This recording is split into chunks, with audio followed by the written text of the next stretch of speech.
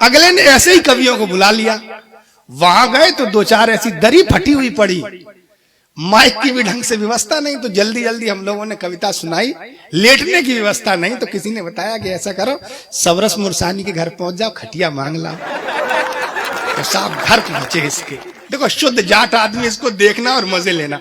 मैं घर पहुंचा तो मैंने कहा सबरस भाई यार, तुमने कवि सम्मेलन कराया है, हम लोगों को बुलाए, खटिया की जुगाड़ कर दो। बोले मैं तो नहीं दे सकता। तो मैंने कही क्यों? बोले मेरे घर में 2 खटिया। हमने कहा अच्छा। बोले एक पे हम और हमारे पापा लेटते हैं, एक पे हमारी मम्मी और हमारी घरवाली लेटती है। तो हमने कहा भैया ऐसा कर, तू खटिया दे चाहे न दे, पर लेटने का क्रम सही कर ले।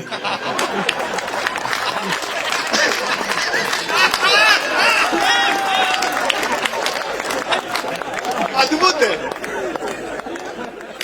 ये सब पढ़े लिखे लोग हैं। मैं उधर से आया किसने चौराहे पे, मैंने पूछ लिया, मैंने कहा बेवर किधर है? तो बोले कि इधर से। मैंने कहा इधर से ही रास्ता है? बोले जी हाँ इधर से ही रास्ता है। तो साहब निकल के आगे कुशमरा मिला, मैंने वहां पूछ लिया, मैंने कहा बेवर का रास्ता इधर से? बोले जी हाँ। साहब इधर बेवर में घुसे, मैंने पूछा इधर आके कि भाई शहीद पार्क, शहीद मेला कहाँ लगा है? इधर ही लगा है? तो बोले जी हाँ। तो हमने कहा आप तो बहुत होशियार हो, वहां पर मैं आया था, मैंने छुपा इसलिए लिए ये बात जी हाँ वाली कि उन्होंने जी हाँ नहीं कही थी और का कही थी। तो मैंने कहा वो पोल खुल जाएगी। तो मैं 3 जगह जब और का सुन के आया तो वो यहाँ वाला भी जी हाँ बोला। मैंने कहा जी हाँ तुमने बोला है, वो तो सब और का बोल रहे थे। तो बोले ऐसा है भाई साहब, वो सब कुबड्डे थे। तो हमने कहा तुम पढ़े लिखे हो? बोले और का।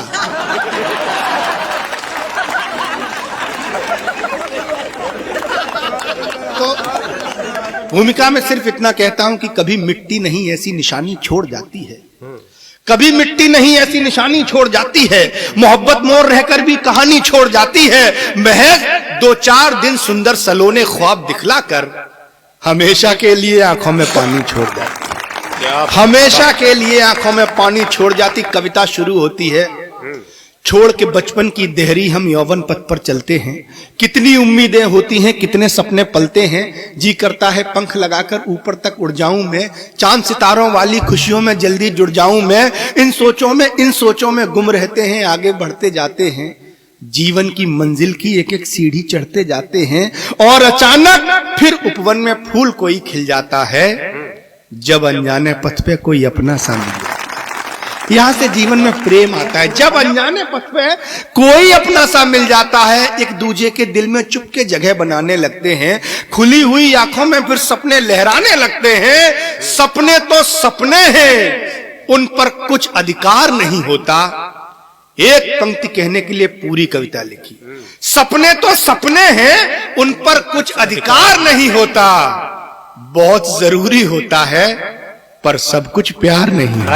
वाह सब कुछ प्यार। कविता शुरू होती है नदी किनारे। नदी किनारे एक गांव में बाबू चाचा रहते थे। भूख गरीबी बीमारी का दंश रात दिन सहते थे।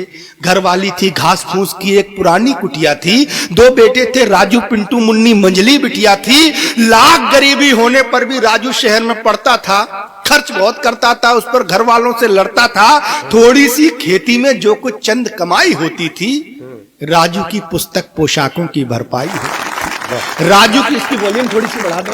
राजू की पुस्तक पोशाकों की भरपाई होती थी। माँ कहती बेटा पढ़ लिख कर अपना मान बढ़ाएगा, आज नहीं तो कल इस घर में नया सवेरा लाएगा।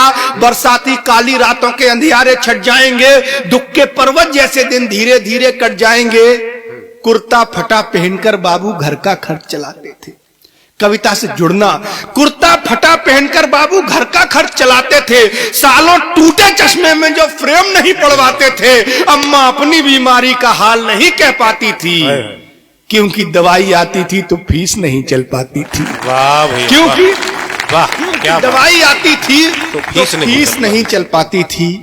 टूटी चप्पल पहन के मुन्नी तड़के जाती थी स्कूल।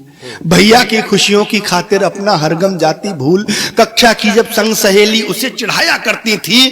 फटे पुराने कपड़ों की जब हंसी उड़ाया करती थी, तब मुन्नी कहती मेरी किस्मत का पट खुल जाएगा। भैया मेरा शहर गया है जिस दिन वापस आएगा। वाह भैया मेरा वाह भाई, भैया मेरा शहर गया बहुत है अच्छी। जिस दिन वापस आएगा। कविता सुनना, भैया वापस आएगा तब कुर्ता नया सिलाऊंगी। भैया वापस आएगा, भैया वापस आएगा तब कुर्ता नया सिलाऊंगी। फिर मामा के बेटे की शादी में सजकर जाऊंगी। भूखे पेटों की पीड़ा जब हद से ज्यादा बढ़ती थी, आंसू की गंगा जब पलकों के ऊपर तक चढ़ती थी, तब पिंटू कहता मत रो माँ, अपना भी एक घर होगा, आंगन में तुलसी होगी और कोने पर मंदिर होगा। तांबे की लुटिया भरकर मंदिर में रोज चढ़ाऊंगा। मुन्नी को अपने हाथों से डोली में बैठाऊंगा। लेकिन सपनीले महलों का कुछ आधार नहीं होता, बहुत जरूरी होता है, पर सब कुछ प्यार नहीं होता। क्या बात है भाई, सब कुछ वाह, प्यार नहीं वाह। होता। हमारे नई पीढ़ी बैठी है, बहुत सुंदर। जो बूढ़े माँ बाप अपने लिए अच्छे कपड़े नहीं पहनते ताकि वो आपको अच्छे स्कूल में पढ़ा सकें। ये नई पीढ़ी क्या करती है? कविता का धर्म होता है, कवि का धर्म होता है कि जब किसी भी स्टेज पर, किसी भी शहर में जाए तो संस्कार के बीज बोकर आए। मैं कोशिश करता हूं, सुनेगा। जी भाई, बहुत जरूरी होता है, पर सब कुछ प्यार नहीं होता।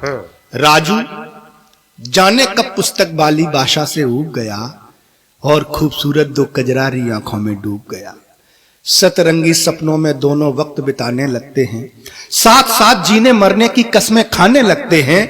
धीरे धीरे नशा प्यार का जब ऊपर चढ़ जाता है तो सदाचार की सारी बातों पर पर्दा पड़ जाता है। सिर्फ मोहब्बत सच्ची, दुनिया झूठी लगने लगती है। संग जीने मरने की चाह अनूठी लगने लगती है। परंपराएं और आदर्श घिनौने लगने लगते हैं। चाहत के आगे सब रिश्ते बोने लगने लगते हैं। क्या बात, वाह। चाहत के आगे सब रिश्ते बोने लगने लगते हैं। मन ने मर्यादा की सारी जंजीरों को तोड़ दिया और एक दिन उन दोनों ने घर वालों को छोड़ दिया तो छूट गई बाबू की लाठी, माँ का सपना टूट गया, बिखर गई मुन्नी की डोली, पिंटू का घर फूट गया। सूखे तुलसी के पौधे की गंध कहीं खो जाती है। बाबू तो चल बसते हैं पर माँ अंधी हो जाती है। बाबू तो चल बसते हैं पर माँ अंधी हो जाती। अब सोचो, मुन्नी अंधी अम्मा का पेट भरे कैसे? तीखी चुभती नजरों में बेचारी गुजर करे कैसे? पिंटू को इबाला पाठ पढ़ाए कौन? मुन्नी के कोरे हाथों में मेहंदी कहो रचाए कौन? लेकिन किस्मत के लेखा का कुछ उपचार नहीं होता, बहुत जरूरी होता है, पर सब कुछ प्यार नहीं होता। अंतिम कविता की पंक्तियां करता हूं। जी जी, चलो। खुशियों के 2-4 दिवस खुशफहमी में कट जाते हैं, लेकिन सच की आंधी में झीने पर्दे फट जाते हैं। झीने पर्दे फटते हैं तब सारी दुनिया दिखती है। हम छोड़ देते हैं अपने गांव वाले माता पिता को बैकवर्ड कहकर। झीने पर्दे फटते हैं तब सारी दुनिया दिखती है। बाबू, अम्मा, पिंटू के संग भूखी मुनिया दिखती है। यद्यपि खुद की नजरों में वो लाख खरे हो जाते हैं, पर पुरवाई चलती है तो जख्म हरे हो जाते हैं। पर पुरवाई चलती है तो जख्म हरे हो जाते हैं। राजू को फिर अपने घर की याद सताने लगती है। लड़की भी अपनी करतूतों पर पछताने लगती है। अंदर अंदर दोनों का दुख तगड़ा होने लगता है और छोटी छोटी बातों पर झगड़ा होने लगता है। झगड़ों में दोनों का दुख दूना हो जाता है। फिर जाने कब चाहत का कोना सूना हो जाता है। कोना सूना होते ही वो सारे वादे भूल गई और एक दिन चुपके फांसी के फंदे पर झूल गई। और एक दिन चुपके फांसी के फंदे पर झूल गई। राजू के आंखों के आगे अंधेरा छा जाता है। क्या करना है, क्या करना है, नहीं समझ कुछ आता है। जब सपनों की दुनिया पर दुख की बदरी घिर जाती है, उस दिन उसको याद बहुत बाबू अम्मा की आती है। वाह वाह, उस दिन उसको वाह भैया, वाह। बाबू अम्मा की आती है। कविता अंतिम तरफ जा रही है। पछताता हारा हारा सा अपने घर को आता है। कोई नहीं दिखाई देता। वो जहां उसकी कुटिया थी वहां कुछ नहीं। पछताता हारा हारा सा अपने घर को आता है। कोई नहीं दिखाई देता, घर को खाली पाता है। तभी अचानक उसके अंदर की दुनिया हिल जाती है। जब कोने में पड़ी हुई उसको गठरी मिल जाती है। वहां कुछ नहीं मिलता, एक मैली सी गठरी मिलती है। मेरे अलवेला जी, मंजू जी, पवन भाई, कविता के बड़े लोग बैठे हैं। एक कवि का धर्म बिंब के माध्यम से मैंने प्रतिनिधित्व करने की कोशिश की। जी सुनिए, स्वागत है। जब कोने में पड़ी हुई इसको गठरी मिल जाती है, कविता सुनना थोड़ी देर के लिए, बस आधा मिनट की कविता है। जब कोने में पड़ी हुई इसको गठरी मिल जाती है, ज्यों-ज्यों उस मैली गठरी की गांठें खुलती जाती हैं, राजू के अंतर्मन की भी आंखें खुलती जाती हैं। गठरी के अंदर तांबे की एक पुरानी लुटिया थी, वही लुटिया जिससे पिंटू कहा करता था कि जल चढ़ाऊंगा। गठरी के अंदर तांबे की एक पुरानी लुटिया थी, बाबू का टूटा चश्मा था, माँ की उलझी चुटिया थी, फटी हुई ओलम की कॉपी। पिंटू पढ़ना चाहता था, उसकी कॉपी फटी की फटी रह गई। फटी हुई ओलम की कॉपी में मेहंदी की पुड़िया थी, वो मेहंदी की पुड़िया वैसे ही रखी रही। उस गरीब लड़की की कभी शादी नहीं हो सकी और एक प्रतीक मुन्नी के लिए दिया। फटी हुई ओलम की कॉपी में मेहंदी की पुड़िया थी और रेशमी बालों वाली नुची हुई एक गुड़िया थी। अरे वाह, और रेशमी बालों वाली, क्या प्रतीक है भैया, बालों वाली नुची हुई एक गुड़िया थी। वाह। गुड़िया के कोमल हाथों में एक चमकती राखी थी। भैया मुझे माफ कर देना, लिखी हुई ये पाती थी। पाती पढ़ करके राजू की छाती फटने लगती है। धीरे धीरे धीरज की भी सीमा घटने लगती है। उसको लगता है अब सारी दुनिया उस पर थूकेगी, कहां गए तेरे घर वाले, रह रह कर ये पूछेगी। तो भटके कदमों की ठोकर से बिखर गई रिश्तों की रेत। अब पछताए होता क्या जब चिड़िया वाह भैया भाई, पूरे सदन से आग्रह करूंगा भाई मनोज भाई के लिए एक बार जोरदार तालियां।